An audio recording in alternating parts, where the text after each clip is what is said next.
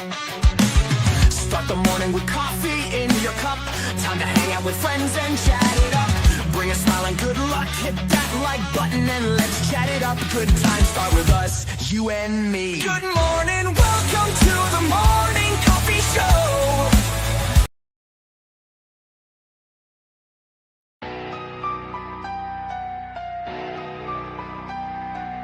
Start the morning with coffee in your cup. Time to hang out with friends and chat it up. Bring a smile and good luck. Hit that like button and let's chat it up. Good times start with us, you and me. Good morning, welcome to the morning coffee show. Let's talk from in the shell and share good vibes and good times. Good friends and trends that bend the senses. Let's get a bit senseless. Welcome to the morning coffee show, where we bring good vibes and good times. Welcome to the morning coffee show with Super Fast Tortoise. Welcome to the morning coffee show, where we have the flow. Good vibes from head to toe. Let the happiness take you in. Hey, everybody. Welcome to the morning show. Welcome to the morning show, where bodies hit the floor all the time. This is the morning show where we get to hear about how Hillbilly dominated a buffet.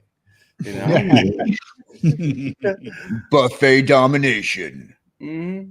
Yeah, let's see. This is number 100th restaurant I've shut down. That's right. That's right. It's the 100th restaurant you shut down. You proved that they can't afford to support your community because one of you can eat all their food. Yep. That's right. My magic number, dollars. Trying to get to that 1K restaurant. That's right. Well, that part about it is I got banned from 100 restaurants now. So now I got to go out of town to do it. What? Yeah.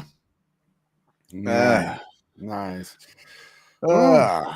Man, it's funny. I was wondering why I got a invitation in the mail that said our restaurant now has an available seat. You can now have your reservation for your seat. The Hillbilly has left. Right.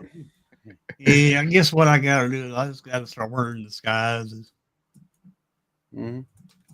So, I hope you guys are having a good morning today. I'm having a good one to a certain degree. Got a chance to stream most all night long last night on Twitch. Mm-hmm. Cool. After I got done with the thing I was doing with last night with DJ Longhair, I went to my Twitch channel and I pretty much streamed all night long. Didn't really get much more than an hour's sleep. I was but it was doing pretty good. I was just hanging out. We did a little chat content. We did a little little game of Minecraft. I even popped up a little community game I've been testing out. Ooh, a community game. Yeah, that sounds fun. That sounds awesome. Fun. Yeah.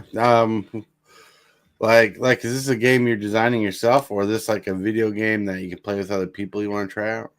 It's kind of like a Jackbox style game. Community trivia. A couple people popped in. It was quite cool. Nah, that's pretty cool. That's pretty cool. I remember playing with Jackbox on one of your streams a while ago, like about a week or two ago. That was fun. A couple weeks ago. Yeah, I enjoy Jackbox games. I wish more people would play it. Like now, since I knew that you were playing it, we ought to get together and do like a Jackbox night. You, me, Jesse, and everybody who does Jackbox games. Because since we all do it, we all just should schedule a Jackbox night together. That'd be fun. It would be fun. Wednesdays would be like the best day for me to do something like that. Yeah, we'll have to figure something out like that, because that'd be fun. Because Jesse and I like it. The problem with Jackbox games though is sometimes depending on when you do it, like people are not available. And that's the truth. Like we even see that like on our morning show. Some days, some people are not apparent in the show, where other days we get flooded with people. Yep. Yeah. Yeah. So that happens. I never heard of Jackbox games until Tortoise introduced me to it. A lot of people say that, and I'm like, oh, but remember the '90s when you were able to get the You Don't Know Jack CDs, and pop them in your DVD player. Right. Yeah, we used to have that back. I think it was like when we got our DVD player, it came with a free copy of You Don't Know Jack on CD. Oh yeah. Yeah, I remember back in the day they had those. I never played them back then, but yeah, because it's crazy like how far everything's come. No, it is. It is absolutely wild. We've gone to the point where we legitimately can play multiple video games. Right. On Jackbox. It's Jackbox has like, I think it's like they're up to Jackbox like 10 or something like that, maybe 13. Right. And they have they're fun stuff. I kind of get a kick out of some of the Jackbox stuff that has been coming out. They especially now that we know that they have like the European centric mode where you get like the UK and trivia from that side of the world, as well as like American centric mode. If you go into the settings, and it kind of expands the amount of trivia that You Don't Know Jack and other Jackbox games gives you. Right. Mm-hmm. Oh yeah, that's right. Yeah, like the only issue I ever had with Jackbox is some of the people that you don't know that come into the game will type out some outlandish things. Yeah. I've been looking at because there's a few places that do like streamer servers for Jackbox, and so like if you have Jackbox set up through like Frosty Tools, you can actually create your own rooms where it's harder for people to get in. Right. But yeah, but when you get the right people, that game is a blast. Oh yeah, it is. A big deal with Jackbox is most of the Jackbox games allow 2 to 3 people, but you really want 4 to 5 people. Mm-hmm. The more people you have in on it, the better the game is. Yep. Right. That is very true. That is very true. The more people, the more fun. Lulu. Right. Hold on. We'll get to people in chat really quick. Doing something. Nope. All right. Boo. Let's see. Yeah. I'm really looking. I'm looking. You're looking. All right. Let's see. Boop. There you go. That'd be a fun one. All right. All right. There we go.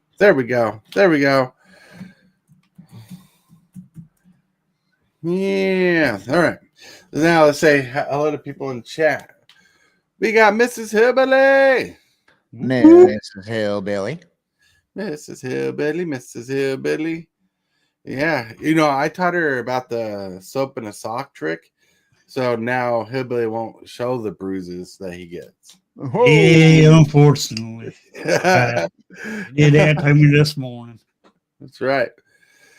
Get me up out of bed. Right. Then we got Lone Wolf. Hey, Lone Wolf. Hey, howdy, hey, Lone Wolf. That's right, Lone Wolf. You just got to command for chat. Whoop, whoop. Then we got Across the Galaxies from different multiverses, opening portals. Metamonk. He uses the formal greetings and salutations to the SFT crew. Hey, Metamonk. Good morning. Good morning. Then we have Lulu. Ooh. who just got a command in chat. Whoop whoop. Oh, Yeah. Check it out. awesome. Oh yeah, awesome possum. That's right. And Indubitably. hey, welcome to the show. Well, we got the flow, and today is a chat and chill day. We're gonna have fun talking about everything and nothing at all. You know, it's one of those shows where like, do you have the time to listen to me whine about everything and nothing all at once? I'm one of those melodramatic fools, neurotic to the bone, no doubt about it. That's right. Get songs stuck in people's head. That's right. Yeah. Glad I don't know no songs. Mm. Wow, there's a wild Pokemon in the community game. Oh yeah. For those people who are hanging out over on the Twitch side, feel free to come over here to YouTube and hang out with us, or you can just watch over here on Twitch. But we're hanging out on both sides today. Yeah. Nice. Ooh, both sides. Got to really give a special thanks out to Super Fast Tortoise for letting us stream to the YouTube side for the time being. It on the means Twitch a lot. Side. Yeah, on the Twitch side, right? Yeah, You stream on the Twitch side. on the Twitch side, it means a lot. That it does. Mm-hmm. I mean, if you want to, you can stream Wednesday shows too. Well, we'll work that in. Mm-hmm. We'll work that in. Yeah. Because those are the more open format shows where we just chill out, show our personalities, and do weird things. Yeah. Speaking of on the Twitch side, I see somebody's cheating on YouTube today. Oh, TCG dude. What's up, TCG dude? TCG dude. That's right. He's a dude for TCGs. And like he's a beggar, TCG dude. Like, have you ever met him in person? He always asks for a sleeve. Can you give me a sleeve? Right?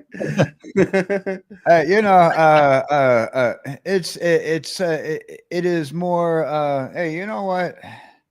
I don't want to get my finger oils on this card. Be a good fella and help me save the life of this card. He's providing a humanitarian service for the cards themselves. Humanitarian services for cards. Like he's gonna open a shelter for magic cards, right? People bring in your lost magic cards, your cards that just don't have a place in your home. I'll put them in a sleeve, put them in their own room, make them all comfortable. Find them a good home. They all need a good home, a binder, right. A sleeve, maybe one of those slabs. Oh yeah, that's right. Get one of the slabs graded. Graded slab. Just do a whole deck of cards. So what deck are you playing with? Oh, I'm playing with my slab deck today. I've seen that happen. Like the cards were not graded. But one time, a long time ago, at an LGS in Utah, I had a friend who thought it would have been the funniest thing ever if he completely slabbed a standard deck and take it to a tournament. Because he had a lot of slabs, because he also worked for the store, right? And so he not only did he get like a discount on the slabs and stuff, he got 60 slabs and had this deck that he literally had to have in 2 stacks, and they let him play it for fun, and he had a hard time shuffling it. Like by turn game 2, he ended up taking the deck out of slabs. That's funny, and just think about how thick those slabs are once you get the card in there and you put those 2 pieces of plastic together, and that's like what, a 1/16 of an inch. You're like, at maybe an 1/8 of an inch. That's right. A pretty tall stacked deck.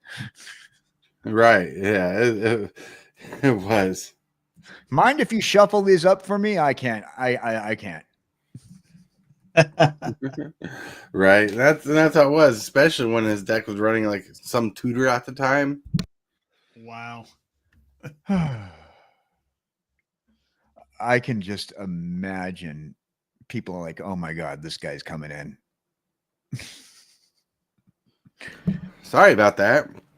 I had a sneeze and couldn't turn off my camera. But yeah. It's okay. Did anybody get a screenshot of that? Looked like I was dabbing, right? But yeah, you can find all kinds of crazy stuff people has done out there with magic cards and whatnot. Right. Oh yeah. Oh yeah, like, you know, like people get to express their creativity in different ways. Like, you know, when you have a good group, you get a good group of friends at a local game store and stuff. You know, they let you do some silly stuff or let you rule zero something just to try it out. Like when you want to do that fun little commander type thing where you're like, this is not a legendary creature, but I want to play as the commander, and people are like, sure, why not? You know, when you have good friends, good humor, things go well. Things go well. You know, it's just like any friend group. Cool, Lone Wolf. Elijah. Hold on. Elijah. I'm also too doing something. Boop. Yeah.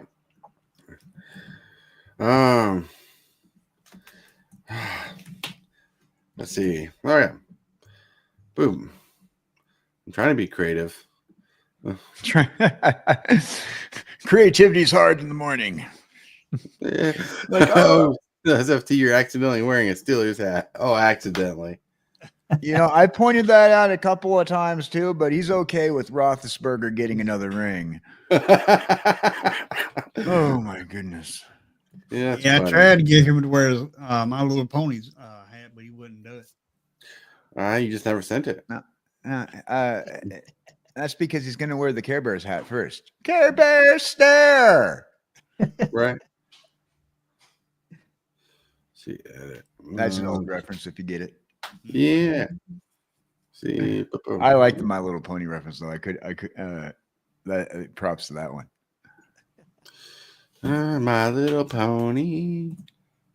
Yeah, that's how it works. Yeah.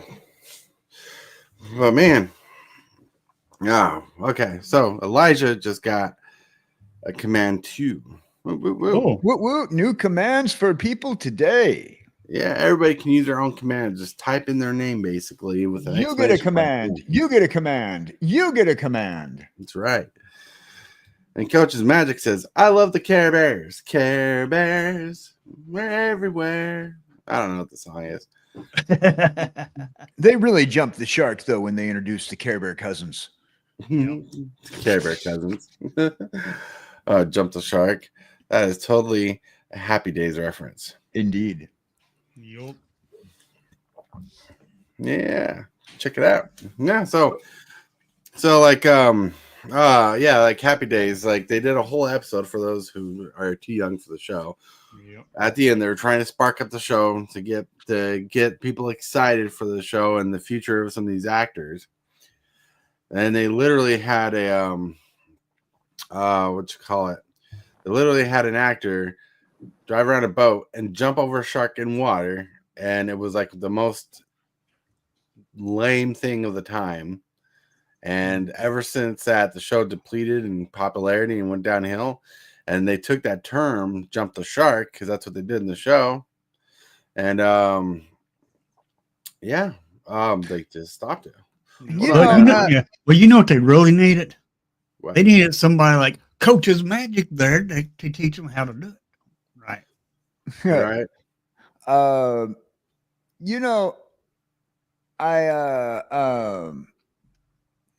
I think that Batman did it first, though, with the cheesy shark scene, and nobody got mad at Batman in the 1960s Batman TV series when Batman he had to use the shark spray because the shark was on his leg, gnawing on his leg while he's climbing up a thing, and it's like, oh, really? And they got mad at Happy Days for jumping the shark, and we got shark repellent here on Batman.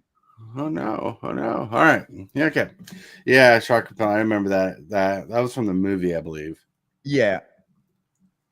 Yeah, Right, but they hold also had it on the old show that KJ was referring to also. 'Cause, you know, they had episodes of Batman at one time. Hold on. Hold Here, on. yeah, but some people here might be too young for that. Too young. I don't old know. I shows. think Adam West, the Adam West Batman is so iconic. Even the youngins know Adam West. Mhm. Well, that's because Adam Adam West West is is the real Batman.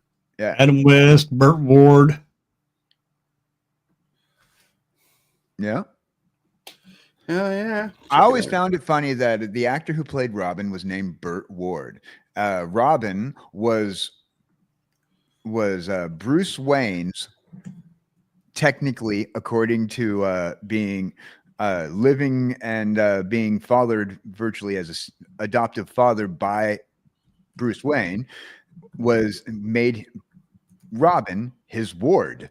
So that was always, I always found that funny that Mhm. the actor's last name was a Ward as well. Mm-hmm. All right, hold on. I'm creating Man and Monk a thing. I thought he had a command, but apparently he didn't. So I felt so bad. Sometimes you can't get rid of a bomb. Exactly. I loved that that line, and that's also from the Batman movie with Adam West. Thank you, Man and Monk. Yeah, well, an interesting fact that I wouldn't think anybody would do, and they probably wouldn't do it ever again, is Burt Ward, who played Robin, got chemically castrated to play the role of Robin. Yeah, that's there was a whole big deal with that, and if you think about it, like Hollywood hasn't really changed much with that thought process. Mhm. While it might not be chemical castration or whatever, so that way certain things aren't visible on camera, which I completely understand the thought process of where that goes, since you didn't have CG to kind of like, okay, we're going to paint this thing out. I think it's still going on in Hollywood. Like plastic surgery is still rampant. So much, in fact, that celebrities one day will, don't look like themselves anymore. Dieting to a unhealthy degree, in order to lose weight for a role or gain an incredible amount of weight for a role. It's a lot of actors in Hollywood don't live the most healthiest of lifestyles when it comes down to that kind of stuff, body Right. modifications in particular. Yep. They also use bodysuits. Well, no, there's a lot of actors who just go to the extreme to keep their quote unquote beauty status up. But then you have actors like Christian Bale, who completely goes on different diets and exercise routines and different eating paths to completely transform his body for a role. Right, exactly. These different forms of body modifications, which are not healthy, people. And you see entertainers doing this all the time, even from the 60s, like to now. It is really self-abuse. Yeah. And I guess some people are really willing to go through a transformation like that for a couple $1 million, Yeah. Oh yeah.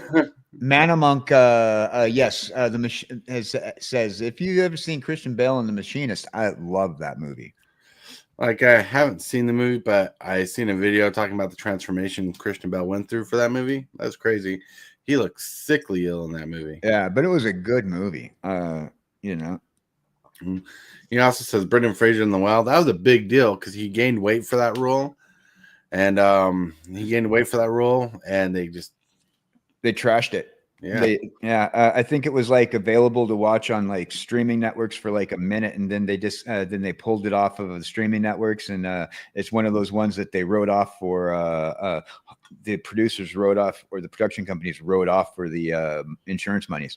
Mm-hmm. Oh yeah. Wow. But like, it was weird because Because like why, like there was like from what I heard, there was no reason to really pull it. You know. No, there was a big old trend last year and the year before where production companies were making movies, then not releasing them and trashing them for an insurance money. You know the movie or Broadway musical by Mel Brooks called The Producers? Mm-hmm. It's just, and that's exactly what The Producers is about, is like making a flop to get insurance money. And they hoped for a flop, and it wasn't a flop. It actually got nominated, though. I believe The Whale got nominated, and then they pulled it after the nomination. After the nomination, and went. So they did the same thing with the Batgirl movie. They made it all the way to the end, finished editing and everything, and then they dropped it. They didn't even release it. It was finished and ready to go.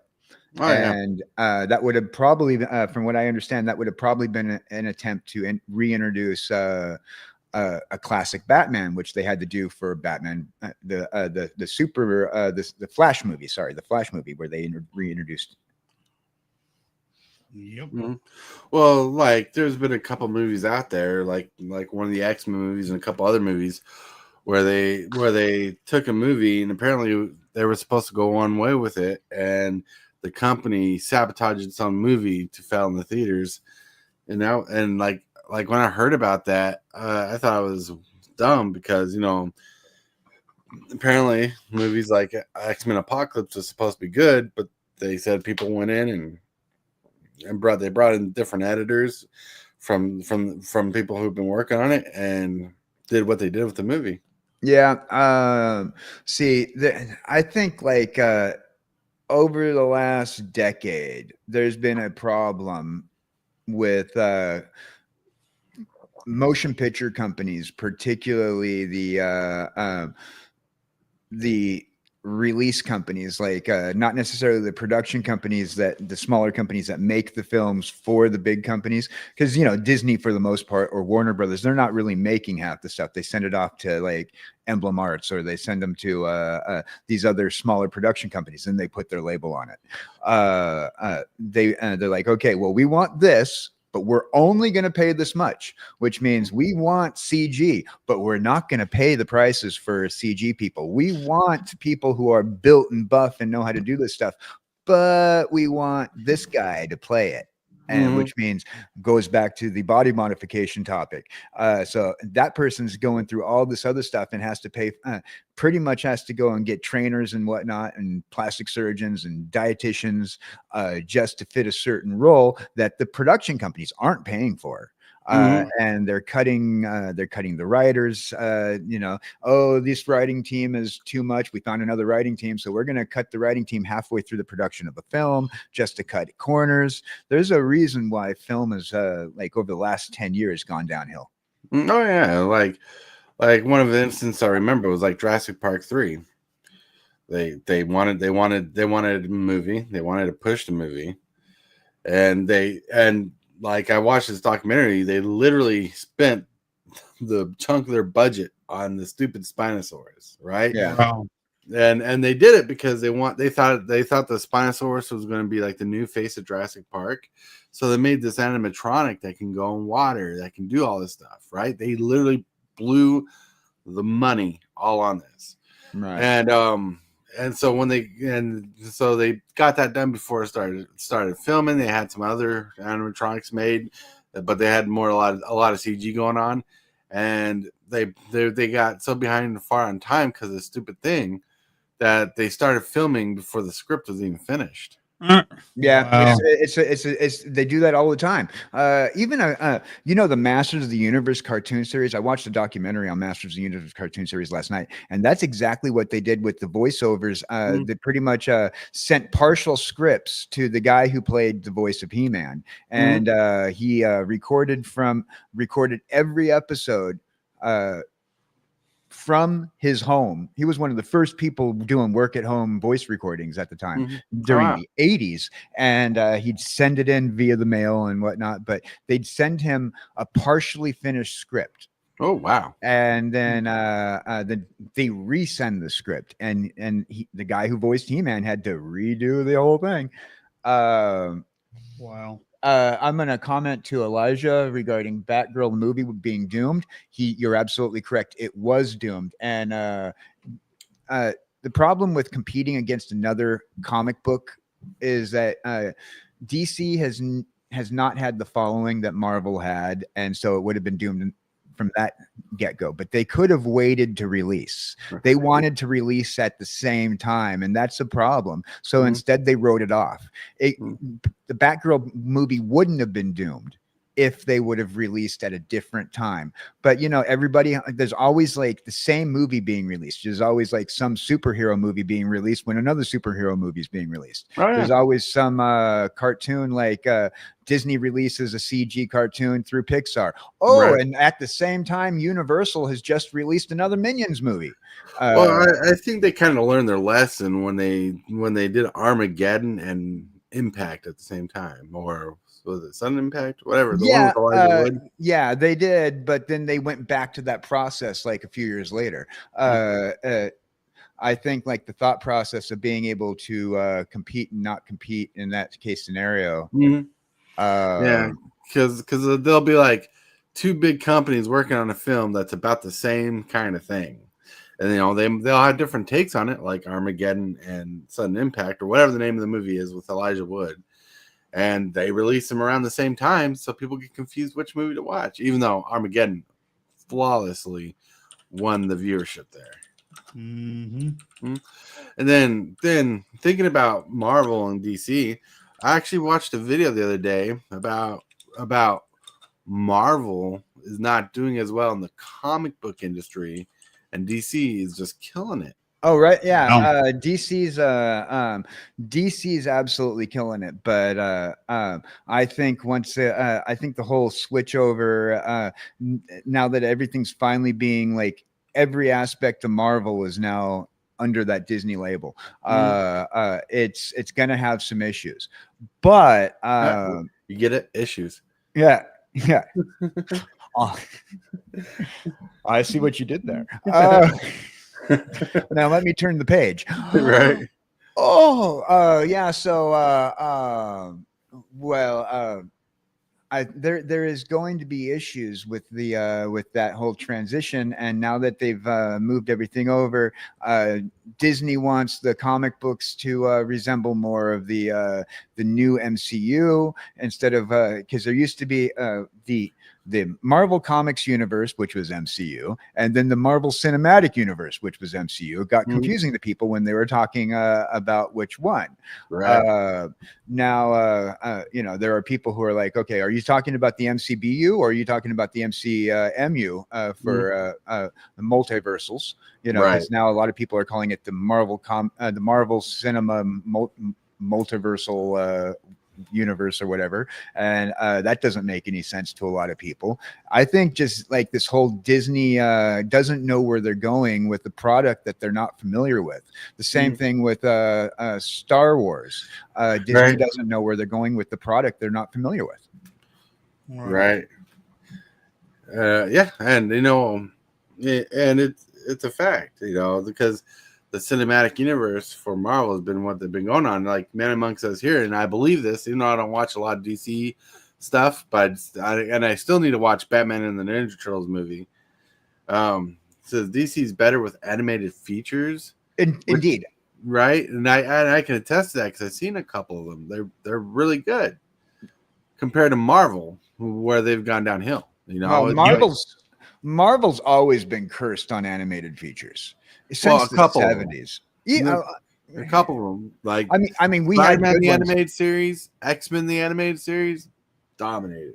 Yeah, Yep. And also this reintroduction to the X-Men animated series with X-Men 96. I approve of it, but for the most part, though, Marvel's always been cursed with their cartoons. They put some bangers out there recently, like Spider-Man First Class, but it's another part of the multiverse. It's not Spider-Man, the main 616 that everybody wants to see. Unfortunately, I don't think that you're going to get much out of the main 616 anymore now that Disney has their hands on Marvel. they're even moving slowly away from the 616 in the film franchises. Mhm. And I really don't see that people who are looking for the Marvel 616 universe, the original Marvel universe, to come back. It will not come back, not as we know it, at least. They will reference it over and over again, and they will insist that it's the new 616, as they have done for the last 20 years, from Hulk to Iron Man to Shield, Agents Beyond, and then they say, oh no, it's no longer Shield's no longer this, we're gonna do this is no longer canon. There's a lot of worry about the whole Doomsday and forward, where like everything that's been established is no longer going to be canon. So there's issues with that. And I have the same problem with the cinema aspect of DC. Is nobody wants to keep their cinematic universe straight, and they want to just, okay, here's what we're doing today. Okay, here's what we're doing today doesn't work. I'm sorry. Coming from a fan, I know I'm just like a lot of people in the Magic community, as we talked about yesterday. I am a fanboy. I do appreciate the lore, but when you go about it willy nilly, going, this is what today's topic is. It doesn't matter where we're at, if it destroys the lore. We're going for the topic of the day, and that hurts film. That hurts a cinematic universe. That hurts. When they kind of go that woke direction, they're like, this is the big thing happening. We want to put our opinion on it through a film.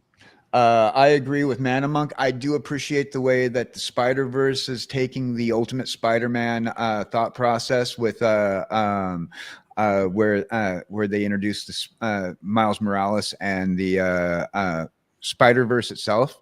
I pretty much think that Sony has the right idea regarding the Spider-Man franchise in cartoon form. I'm very worried about where Sony's going to be taking Spider-Man in live action, because they have to work with the MCU. They got to work with Disney. And on top of that, Sony has been putting out steaming piles of bag on fire in front of your door. And when it comes to the movies, Craven was horrible.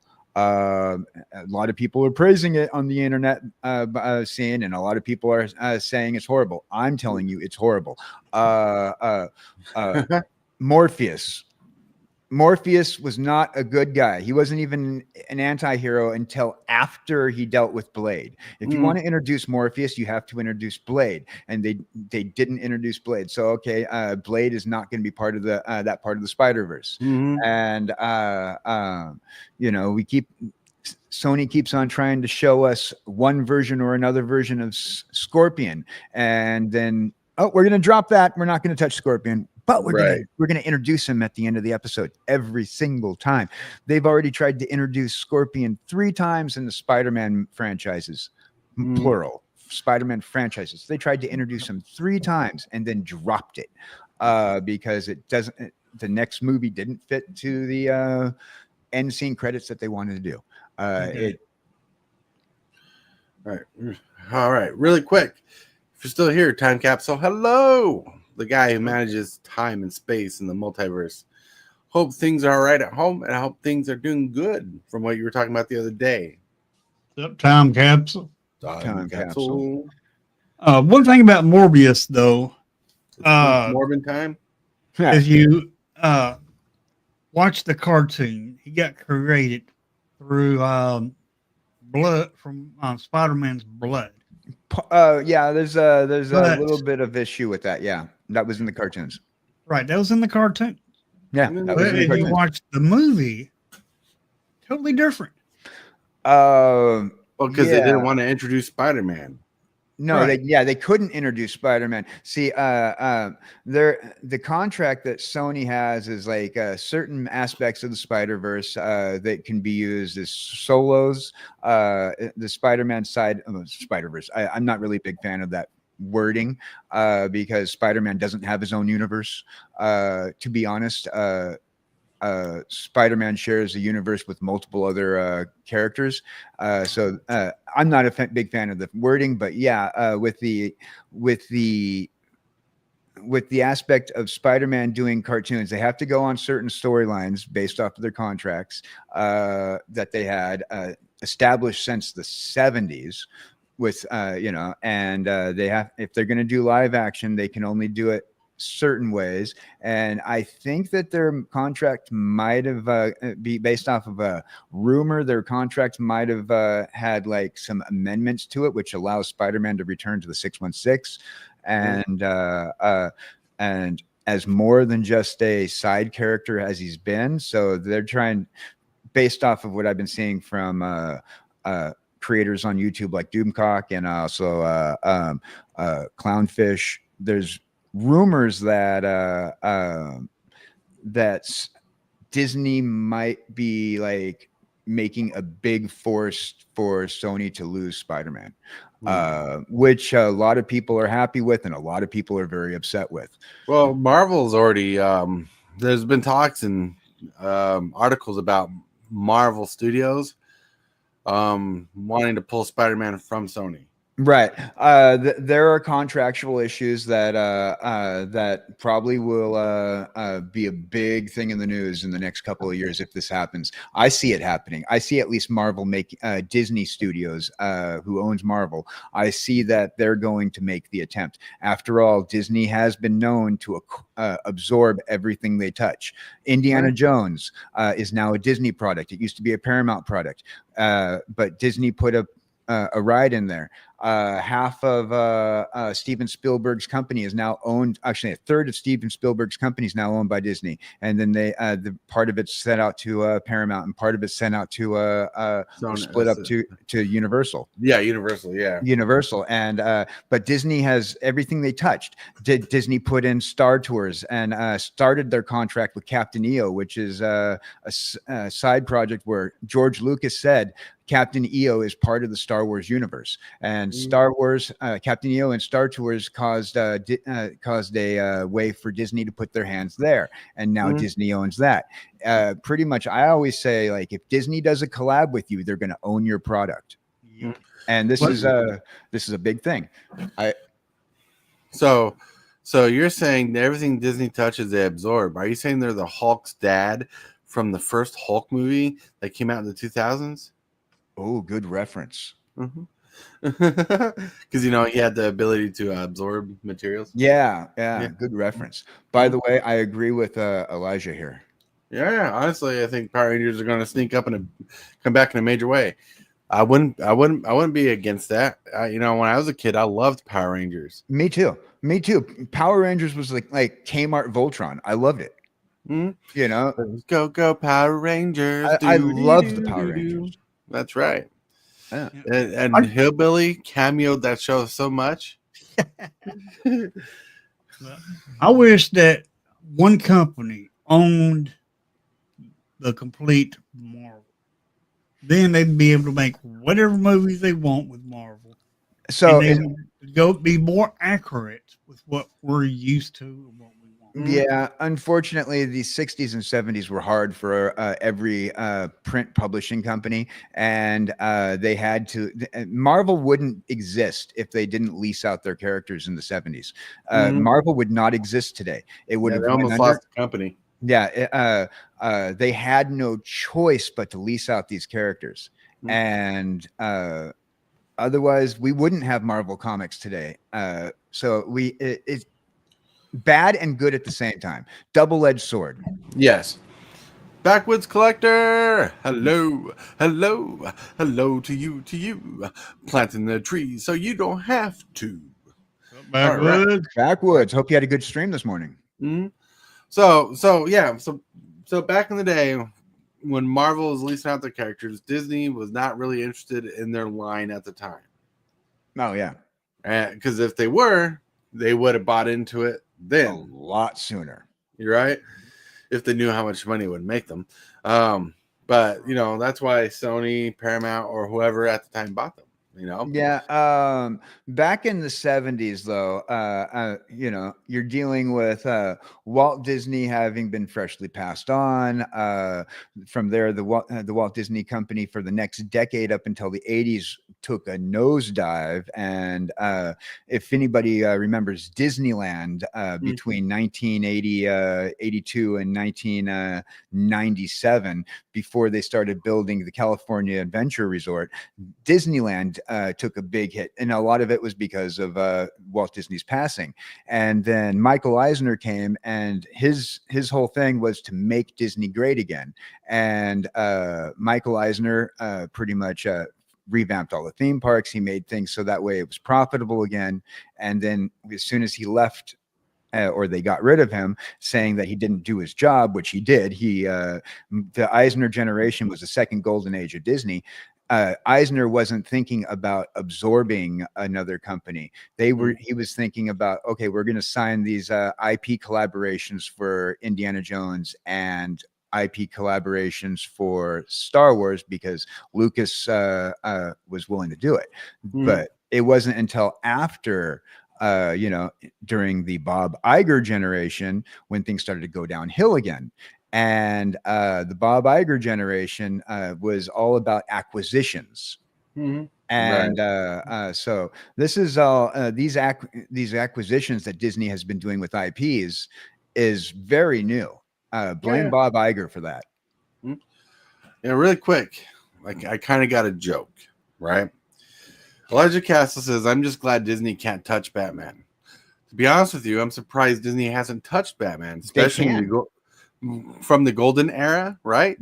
I mean, think about it. From the golden era of Disney, Batman his parents are dead.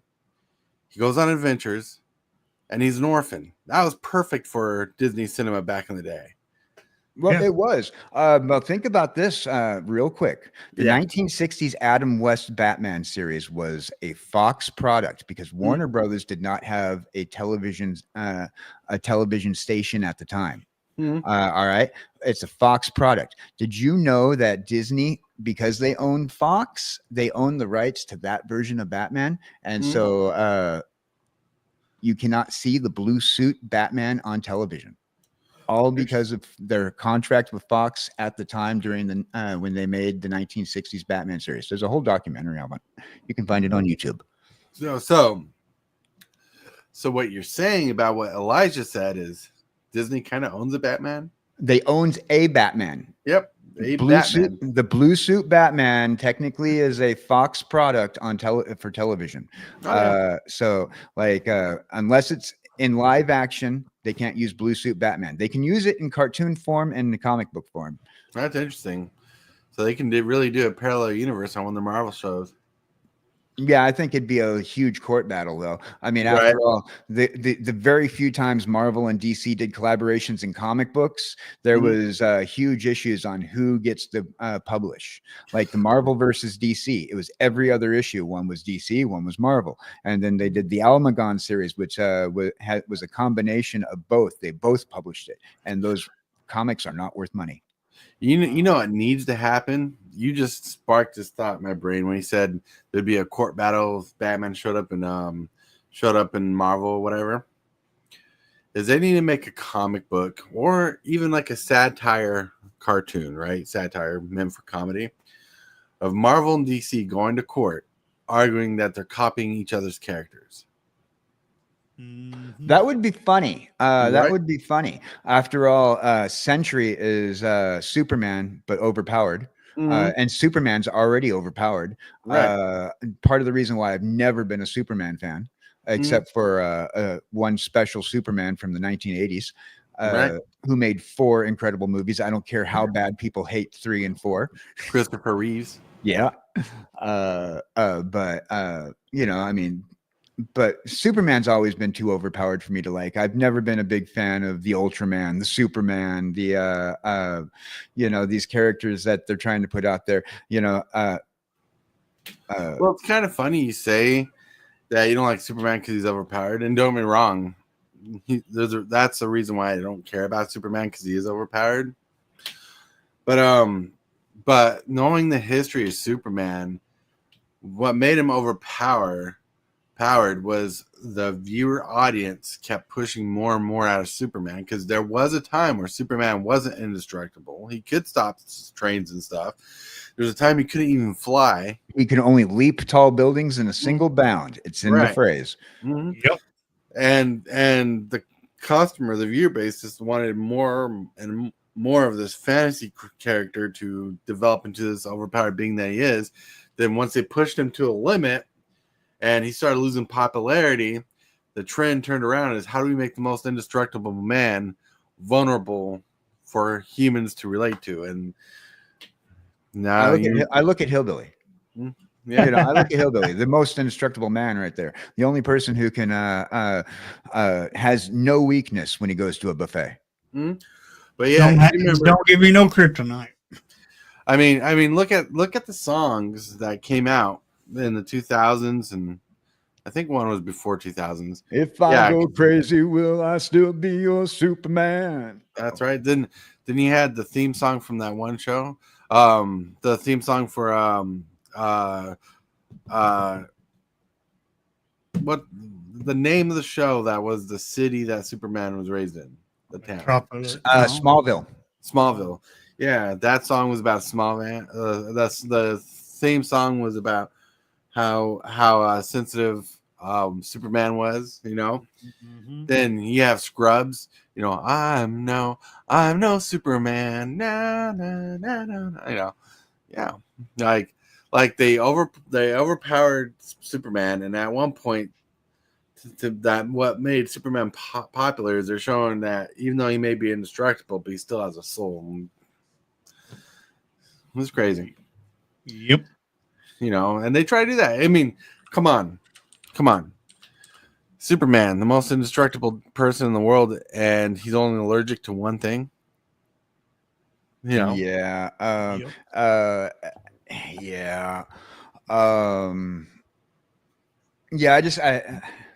Yeah. No, you know, he has his weaknesses. You know, the lead. He can't see through lead. You can put him in a lead cage, and he can't. His powers won't work there. But but now they got it. They've got it. Like, okay, well, since we made him overpowered, if we just put him in a dark room, he loses his power. Mm-hmm. You know, and I'm sorry, but is it the radiation of the sun that gives him his power, the yellow sun of Earth, or is it something else? Right. They can't keep that up. But the most common thought process is, oh, it's the radiation of the sun. Oh, now we're going to introduce like 20 different types of kryptonite. Right. You know, it makes sense. Neil deGrasse Tyson says that's the only thing that makes sense about Superman is that they had to introduce all these different types of kryptonite because a planet would have more than one type of ore on it. Right. So Neil deGrasse Tyson says that's the only thing that makes sense about Superman. Mm-hmm. Yep, it does. Right. Man of Steel to me is like the best Superman movie that's come out, especially in a long time. Mm-hmm. The second movie didn't do as well because when they went to the second movie, instead of making Man of Steel 2, they're like, let's make Superman versus Batman with no context of Batman, right? Yeah. You know, I didn't get that. I mean, Batman versus Superman. Mm-hmm. Then they introduced Lex Luthor in there. Yeah, another creature, and then they had to both go up against it with Wonder Woman. Howdy, Kebby G, right? Hey, Kebby G, I owe you an apology. Mm-hmm. I believe Wonder Woman showed up in that movie too. Well, like the issue I had with Batman versus Superman, one, it was lazy. Like there were some good facts in there and stuff, but the story writing was lazy. Two, they didn't have their own universe set in because like Man of Steel 2 should have brought in Lex Luthor and kind of explained his world.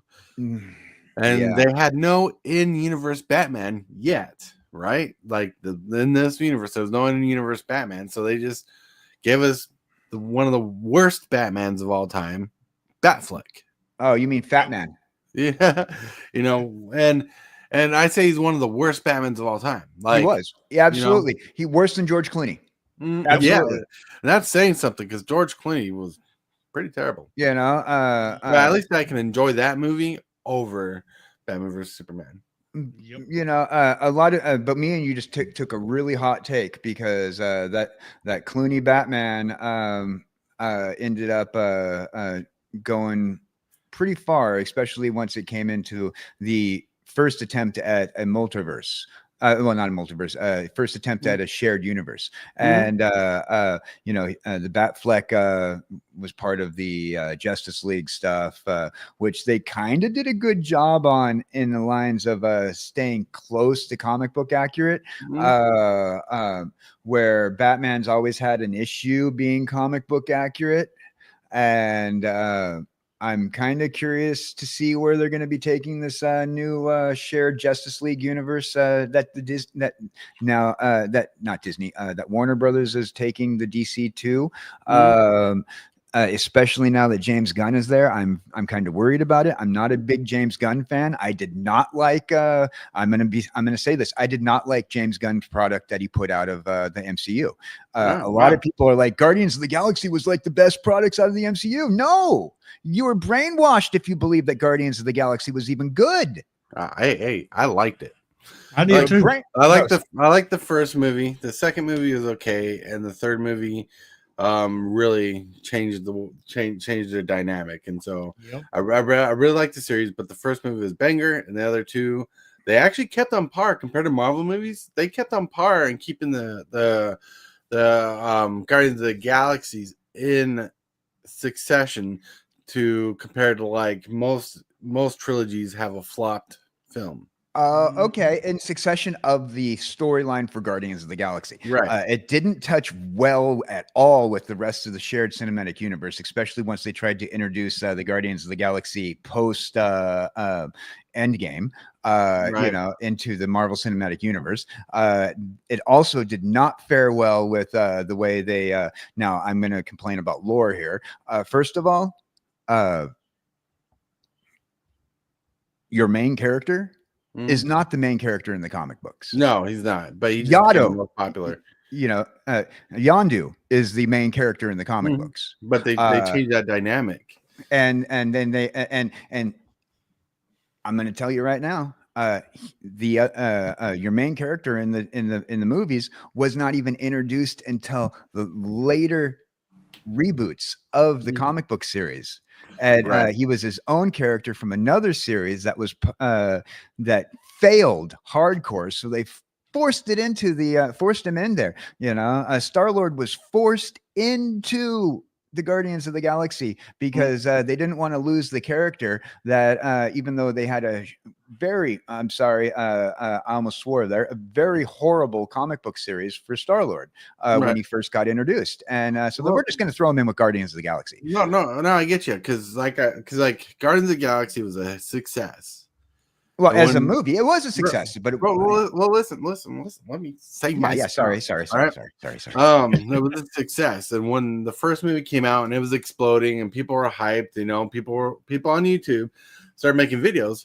Guardians of the Galaxy, where do they come from? What's the history of Guardians of the Galaxy? And to find out through like a lot of the stuff, Guardians of the Galaxy was, believe it or not, well, you probably believe this, but believe it or not, for the rest of the community, Guardians of the Galaxy was not a popular comic book at all. No, it wasn't. It wasn't. It was it's one of the reasons why I liked Guardians of the Galaxy, because it was it wasn't a popular comic book. I was able to find it on the shelves. And also Guardians of the Galaxy is part of the Silver Surfer line as well, because the Silver Surfer helped establish the Guardians of the Galaxy. Oh yeah. You know, he wasn't like responsible for establishing, but his character was there for helping establish the Guardians of the Galaxy. All right. So I've been highlighting this comment for a while because sorry, I got a point. No, you're good. I got a point, right? Elijah says, wait, I hate Ben Affleck, but Val Kilmer was terrible. He says, let's be honest. Batman on Ice, right? I would agree with you that Val Kilmer's Batman was more terrible, but put movies side by side, Val Kilmer's Batman has more quotes that you quote today than you get from Batfleck.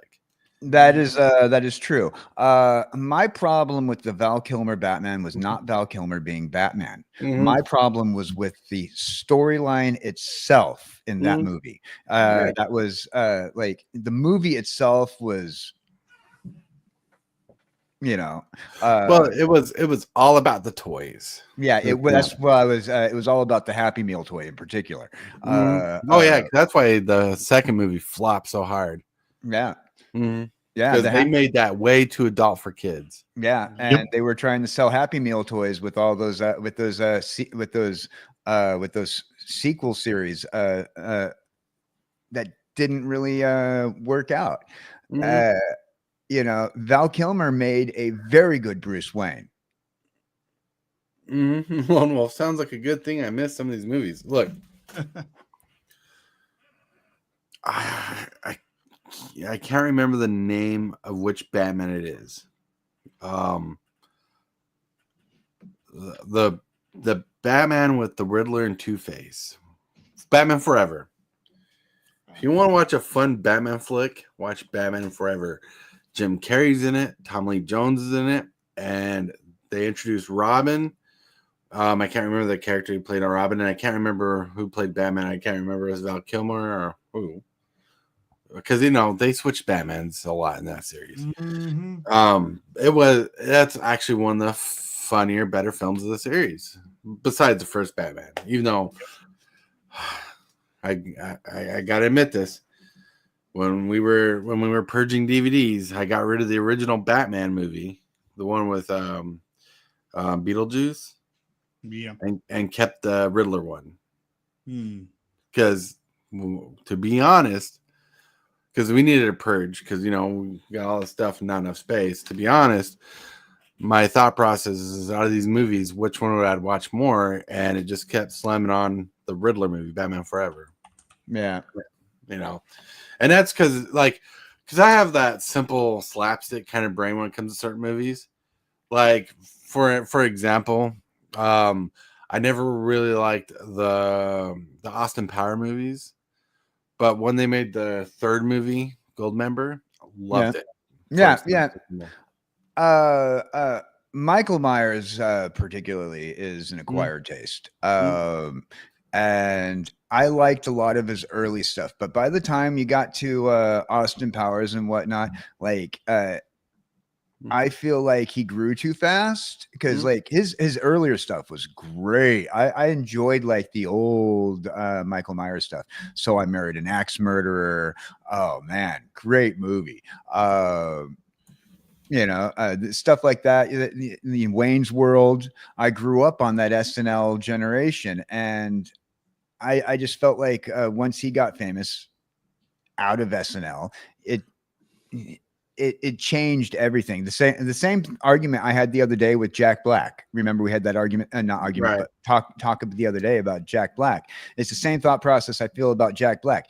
Like as soon as you change your style because you're getting a higher production value, it changes everything, the feel, your humor, the way things go. Like a lot of people love Shrek, and to this day, I'm sorry, all I see when I see Shrek is just a hour and a half of fart jokes made in 5 movies. You know, I can't handle it. Like the first movie was groundbreaking for the time, right? Like Shrek is a movie of its time, right? Shrek came out and it did everything Disney would not do. They made fart jokes, they made fun jokes, they broke the cartoon wall back in the day. And you know, there was adult humor, there was actual a solid storyline, a premises that Disney wouldn't follow through. You know, they knocked at Disney so many times. Yeah, that was the best part about Shrek, in my opinion. Was the knocking at Disney. Right, and that broke the record. You know, that broke. So I remember seeing that movie in theaters. Right, me and my best friend at the time we went and watched the movie in theaters, and we just had a blast. You know, because at that time you never got content like that. You know, that was when Michael Myers and that group were broke the record, and which is funny because at that time we didn't know this then. But Chris Farley was actually in talks, and they were trying to get him to do Shrek. Yeah, you know. Yeah, but like that's what happened there, and the franchise spawned off, and now you know, Shrek is owned by Disney now, ironically. Shrek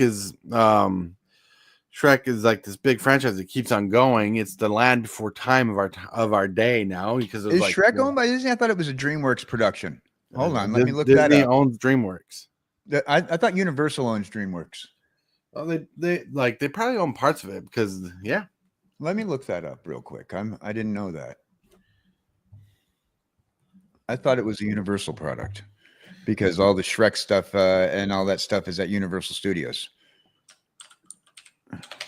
Now you got me questioning myself. You got me questioning myself. Yeah.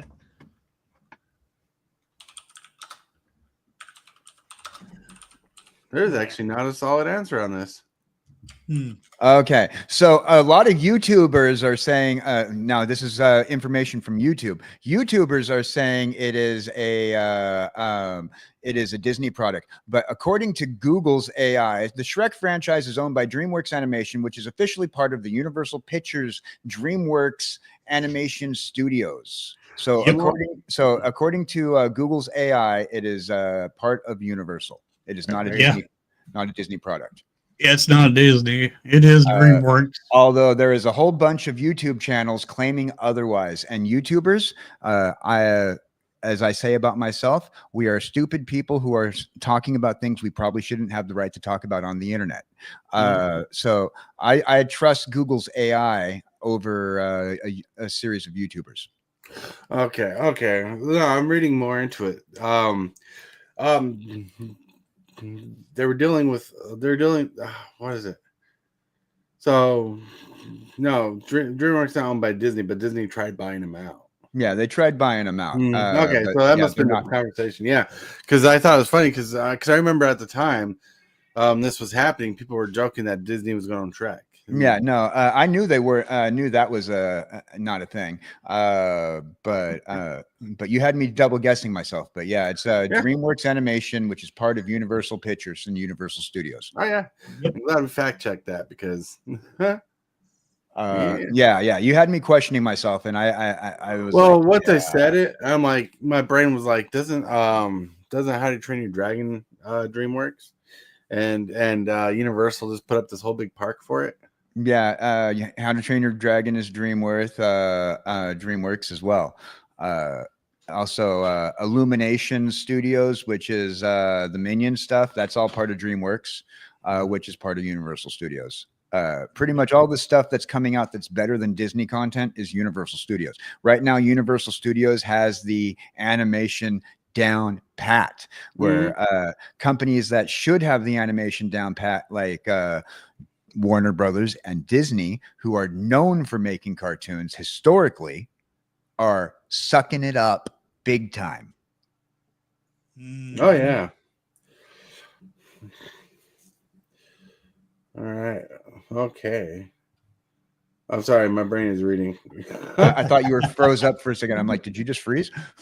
Oh no, because I'm reading this DreamWorks thing, and it's crazy that Disney tried buying them out, but they wouldn't budge because DreamWorks was not. There was a time DreamWorks was not owned by Universal. I believe it was part of Emblem Entertainment, which is Steven Spielberg. And so Disney tried buying them out. By Steven Spielberg. Yeah, he tried buying them out by Steven Spielberg, but DreamWorks. It's saying that DreamWorks actually separated from Steven Spielberg during this acquisition because there were some things that Disney was trying to buy, and Universal snatched them up right away. Remember the beginning of our episode? We were talking about how everything that Disney tries to collab with or do a collaboration with, they eventually end up owning.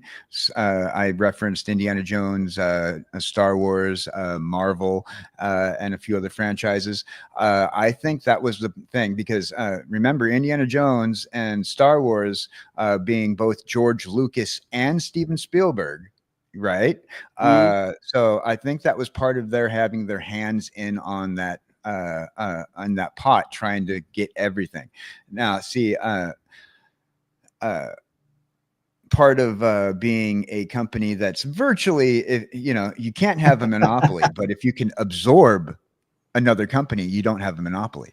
And they absorb all this stuff. Oh, that's interesting. Oh, yeah, you're right. But what's funny is DreamWorks Animation is not a part of Disney, but during the 90s, a great person known as Jeffrey Katzenberg was a big part of Disney Renaissance, where him and other people at Disney made hit after hit with movies like Little Mermaid, Rescuers Down Under, Beauty and the Beast, Aladdin, Lion King, so on. But nobody really got along with Katzenberg while he was in the studio, and right after he released The Lion King, he resigned and went to DreamWorks.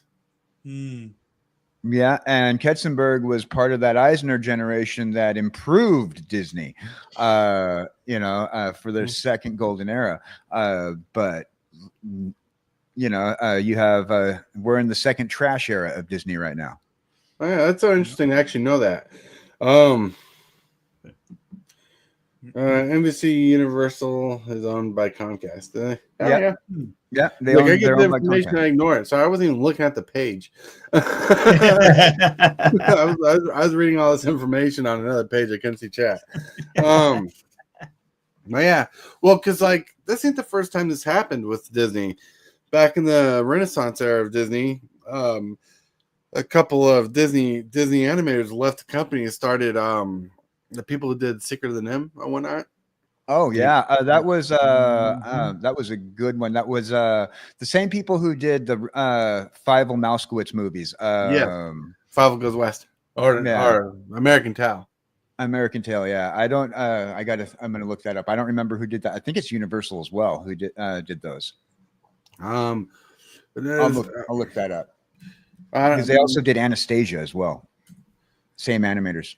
Right. Well, I don't know who owns it now. Universal Studios, Sullivan Booth Studios, and Amblin Entertainment. There you go. Yeah, that's what I was just getting at. Yeah, I just got to that same exact thing. Yeah. Well, you want to know an interesting fact is Gary Oldman was a part of that film. Yeah. Love Gary Oldman. Ooh, yeah. All right. Without saying The Fifth Element, what's your favorite Gary Oldman film? Well, I wouldn't say Fifth Element. I thought that movie was trash. Dark Knight. Dark Knight. Okay. Yeah. I liked him in The Dark Knight. I think he played a good Commissioner Gordon. Oh yeah. I think he's probably one of the best movie Gordons that you can get. Oh yeah, and like I remember seeing The Fifth Element years ago and just not liking the film, but it's one of those things where after watching the film a long time ago and I saw him in a different movie, I did not know that was him. I believe it. Yeah. Mm-hmm. TC Dude says The Professional. Whoa. Oh yeah, good one. Mm-hmm. Good one.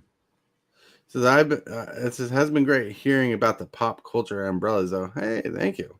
Long show today, huh? No, we're actually closing soon. Tortoise is humoring me right now by being because little known fact is I've been having a little hard time lately. So Tortoise is humoring me today. Mm-hmm. Yeah, well, like what is it? So like I thought Disney owned a part of DreamWorks, but they don't. But that's all because I knew they were trying to acquire it at a time, and I just thought they did because Disney seems to buy anything they put their hands on. They've turned into an acquisition company since Bob Iger came out. Mm-hmm. Right, and yeah, but like really quick for you guys out in chat, all you guys out in chat, and everybody on the show, I want to know. What was your favorite cartoon movie that came out when you were young? And some of you will be nearer to the 2000s because some of you are young, but some of you will be 80s. What was your favorite show back in the day? Or kid show? Let's put it that way, kids movie, because there's live action movies you like. Animated? Okay. I had a few of them. I will answer next to last. So second. All right.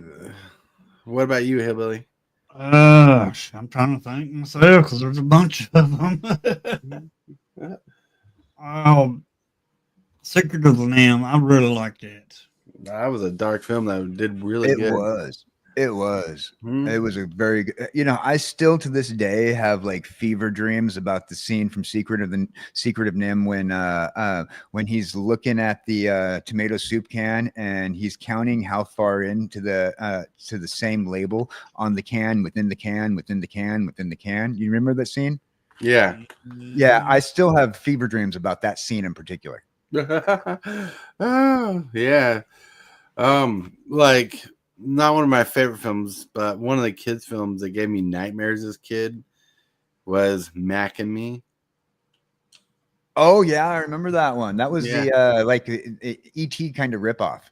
It was a ripoff, and they made a scary looking alien that could stretch completely ridiculously far.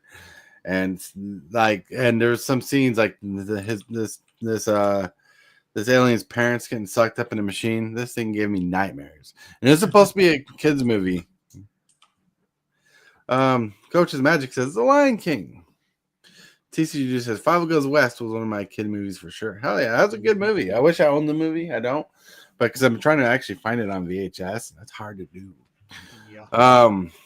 But one of my favorite movies, the movies I love till today, stars Robin Williams, and that was Aladdin. Oh yeah. I'm gonna pull one out of the way back machine. Oh, It was a movie / cartoon. Mm-hmm. All right. Starring somebody who played Batman. Mm-hmm. And it is called Cool World. Oh, I know that movie. Mhm. Yeah. Not a movie I'd watch today. Not yeah. Brad Pitt. Brad Pitt didn't play Batman. Sorry, I don't know why I said Brad Pitt. No, played it's Batman. something actually you don't see much anymore. Today. No. Was it Brendan Fraser? It was Brad Pitt, but he didn't play Batman. No. I don't know why I said he played Batman. Well, Cool now World. you said it. He will play Batman in the future. I hope so. But Brad Pitt played the lead character in Cool World. I remember that movie so hard. It was virtually the answer to Who Framed Roger Rabbit. Mm-hmm. You know, right. Kevin G says I watched a lot of Land Before Time. I love Land Before Time. oh yeah. Yeah. Like I love the first movie the most, the non-musical version. But yeah, Believe it or not, I wasn't a fan of Littlefoot. I liked the little tiny dinosaur that was Ducky, yeah, voiced by Raven Simone. No, it wasn't voiced by Raven Simone. Wasn't it? Hold on. No, there's a dark story about that little actress, and you can look it up. Look it up because that's too long of a topic. I'll watch it and we'll talk about it later. Yeah, I'll find a documentary on it. right. I thought it was Raven Simone that played the character. TCD says Cool World's a cult classic, as I understand it. You know what else is a cult classic? Osmosis Jones. Oh yeah, yeah. Cosmic Coach's Magic. Why don't I see TCD Dude's comments? Because he's on Twitch. Oh, Yep. Yeah, We're like on Fridays and possibly now on Wednesdays. KJ is going to be streaming on his Twitch channel when we go live. So yeah. Until I can get back up on my feet, just temporarily. Yeah, that's right. That's right, Elijah. Bring the fun. Let's party. That's right. I hope that's a fun command for you. But anyways, my friends, we got to go hit this particular segment right here. Hit that subscribe button. Become a part of the creep. Too much to take. Show is lit. MTG3, are you game? Rise, creep, rise. Building a following as we gain. Spitting fire like a dragon. No one can bring us down. MTG3 in the house. We own this town. Ripping through the beats with a fury. I didn't know if you knew this, but KJ, being a DJ, KJ back in the day, he was actually stricken with a weird illness.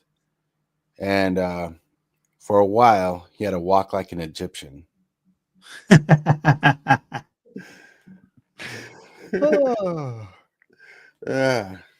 you got that reference. That song's going to be stuck in my head for a minute.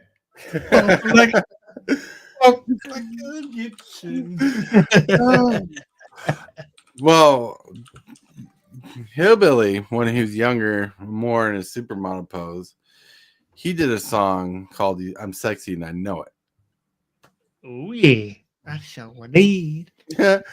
Apparently, he was too sexy for his shirt, his car, his keys. You know, Yup. right? But you know, when I was young, right? I don't know why, but I got stuck with listening to All for One, and all I could do was swear. Oh man. Oh man, I swear that's a dad joke of all times. All right. Okay. All right. Enough of the jokes. We need to wrap this up. So, hey, KJ, why don't you shill your channel? Ladies and gentlemen, boys and girls of all ages, thank you for joining us here on the Indie Morning Coffee Podcast. I have been kjcowboydan, and just if you want to watch tonight, I will be probably playing a new game on Twitch, looking at possibly playing either Wolfenstein 2 Remastered or possibly Castlevania. So once I figure that out, I'll be on Twitch tonight. I won't be streaming my gameplay to YouTube, but I will be on Twitch. Join me for that. Join him. Now, going from KJ, we're going to go over to Hillbilly. Hey, everybody. 2 o'clock this afternoon, I'm going to play some more arena gameplay. And I did make diamond on the ladder now. So, woo. Because, you know, get down to platinum on the rim. I thought you had a little sparkle. It's tough. But we finally made it into diamond. Still going to try to get to the mythic. You know, Hillbilly, if you like diamond, you should try to play Minecraft. Yeah, I should. But anyway. Well, I already got room on the server, and did you know that on the Minecraft SMP that we run, there is actually some achievements that are in the Shell Morning Coffee achievements? Nice. Like, you know, if you kill a turtle and make a helmet out of the turtle, you get an achievement. Oh, wow. Yeah, it's called the Super Fast. But anyway, I will be streaming again at around 2 o'clock this afternoon. That's all I have to show. All right. Stream. All the stream in. Yeah, whoa. Super Fast Tortoise. I want to thank you guys for watching. Tonight I will be try to be streaming a Commander game later on, so we'll try to get that. But there might be something going on before, so we'll figure that out. And talk to someone who's a friend of the channel. We might do something. So keep an eye on that. So if you're not, hit that subscribe button, hit that bell, so when I do go live, you'll be notified. And with that, my friends, I want to thank you guys for watching. Thank you guys for being on the show. Hillbilly, kjcowboydan, whoop, whoop, and everybody in chat. You rock, you roll. I want to remind you that you're loved. Someone's thinking about you. And if you can, brighten someone's day just a little, because you might be that change someone needs. And with that, I want to thank my channel members for supporting me, my subscribers for supporting me. Thank you for liking the video. And with that, let's get to that sweet, sweet outro.